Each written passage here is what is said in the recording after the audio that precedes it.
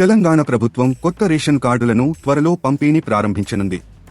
కొత్త రేషన్ కార్డులను స్మార్ట్గా డిజైన్ చేసినట్టు తెలుస్తోంది. తెలంగాణలో త్వరలోనే రేషన్ కార్డుల పంపిణీ ప్రక్రియ మొదలు కానుంది.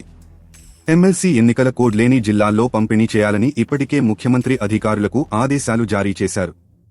దీంతో కొత్త కార్డులు ఇచ్చేందుకు అధికారులు సిద్ధమవుతున్నారు.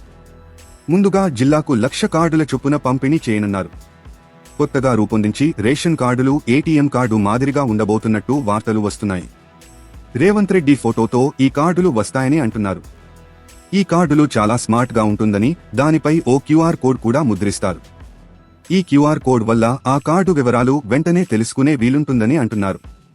ఏటీఎం కార్డులా ఉంటే క్యారీ చేయడం సులభం అవుతుందని చెబుతున్నారు. జేబులో పెట్టుకుని క్యారీ చేయడానికి వీలవుతుందని వెల్లడించారు. త్వరగా చినిగిపోదని, మన్నిక ఎక్కువగా ఉంటుందని అంటున్నారు. ఆ కార్డు వివరాలు త్వరగా తెలుసుకునేందుకు దానిపై క్యూఆర్ కోడ్ కలిగి ఉంటుంది. ఈ కార్డులో ఎడమ వైపున ముఖ్యమంత్రి రేవంత్ రెడ్డి ఫోటో ఉంటుంది. కుడివైపున పౌర సరఫరాల మంత్రి ఉత్తమ్ కుమార్ రెడ్డి ఫోటో ఉంటుంది. మధ్యలో తెలంగాణకు చెందిన లోగో ఉంటుంది. ఇందులో ముందు వైపు కుటుంబ సభ్యులు వివరాలు ఉంటాయి. వారి పేర్లు, వయసు, పుట్టిన తేదీలు ఉంటాయి. అంతేకాకుండా దాని వెనుకాల లబ్ధిదారుడి పేరు, చిరునామా, రేషన్ దుకాణం వివరాలు కూడా ముద్రిస్తారు. Dealer contact number, ration shop సమయాన్ని ముద్రిస్తారు. దీన్ని బయోమెట్రిక్తో అనుసంధానించనున్నారు. ముఖ్యమంత్రి రేవంత్ రెడ్డి సోమవారం పౌర సరఫరాల అధికారులతో సమావేశమయ్యారు. కొత్త రేషన్ కార్డుల దరఖాస్తు అంశంపై రివ్యూ చేశారు. గతంలో చాలా వేదికలపై దరఖాస్తు చేసుకునేందుకు అవకాశమిస్తే ఇంకా ఎందుకు మీ సేవ కేంద్రాల వద్ద జనం ఎగబడుతున్నారని అధికారులను ప్రశ్నించారు.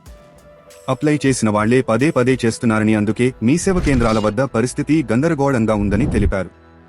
మీ సేవ కేంద్రాల వద్ద రద్దీ తగ్గించి ఇప్పటికే ఎంపిక చేసిన లబ్ధిదారులకు కార్డుల పంపిణీ ప్రక్రియ చేపట్టాలని సూచించారు.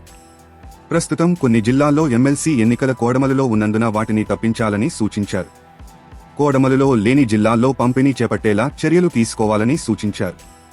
ఇప్పటికే లబ్ధిదారుల ఎంపిక పూర్తయినందున ఆయా గ్రామాలకి కూడా లిస్టులు వెళ్లిపోయాయి.